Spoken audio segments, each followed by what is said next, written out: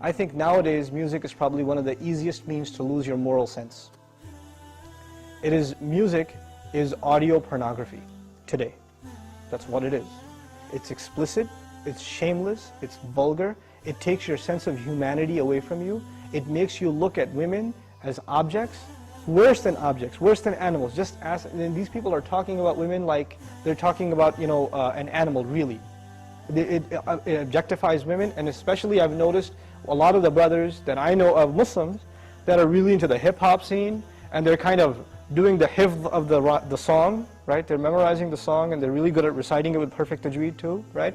And so they do that, and it's just horrible language, horrible, horrific language. The only simple response I have to that, if you have any regard for the Book of Allah, that you really think it's from Allah, بِئْسَ الْإِسْمُ الْفُسُوقُ بَعْدَ الْإِيمَانِ. Even the name, the mention, the word for something bad is terrible once you have faith. Even the mention of something terrible is horrible for you, it's harmful for you after you have faith. You have to have a clean tongue. You have to say what قُلْ لِعِبَادِي يَقُولْ الَّتِي هِيَ أَحْسَنُ. Tell my slaves to say that which is the best. Say what is the best. Say good things from your mouth. So this is the first thing. When you say horrible things, and you say things that are in direct contradiction to the moral gauge Allah gifted us with, then obviously you're deviating from your natural fitrah, your predisposition to turn to Allah. And when you constantly listen to garbage like that, then you get deviated. And you don't find pleasure except in disobedience to Allah, and that's a sign of a sick heart. So one has to distance themselves from this. This is the first step. And I'll tell you, this is my personal measure, this is not a fatwa, it's my personal analysis, you don't have to take it. But if a person finds listening to the Qur'an annoying, after they've been listening to hip-hop and this and that for a long time, and as soon as somebody puts the Qur'an on in the car, you know what to say? Oh man, turn that off, man, I don't want to, I just want to talk.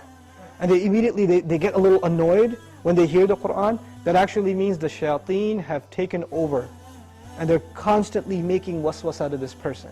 Because what do the shayateen hate the most? They hate the Qur'an. They hate the word of Allah. They flee, it hurts them. So you know what they do? Because this person has let the shayateen, the devils, into his heart, they start pinching at his heart when he hears Qur'an, and he says, I don't want to hear this. Right? It's like surgery, it's like pulling a tooth for this person. This happens. When you try to give this person a reminder from Allah's word, they get annoyed by it, like agitated, like an allergic reaction. Why? Because they've let the shayateen in. To let them out, the first thing you got to do is stop supplying them with fuel. This is fuel. This useless wasting of time, this is fuel for shaitan. They love that you waste your time. They love it. Because the one asset, the one piece of wealth Allah gave every human being is time. And what is music and TV and YouTube and Facebook and MySpace and like Twitter and whatever else? If you're spending hours and hours and hours on this stuff, what is it except destroying your time? It's taking that one asset away from you. Shaitan would love nothing more. May Allah subhanahu wa ta'ala give you the strength to get away from these temptations. My advice that I keep going over, I can't get enough of giving this advice, find better friends. Find company that is not into these things and try to spend more time with them, and inshallah you'll wean yourself off of these habits. Bi-idhnillah.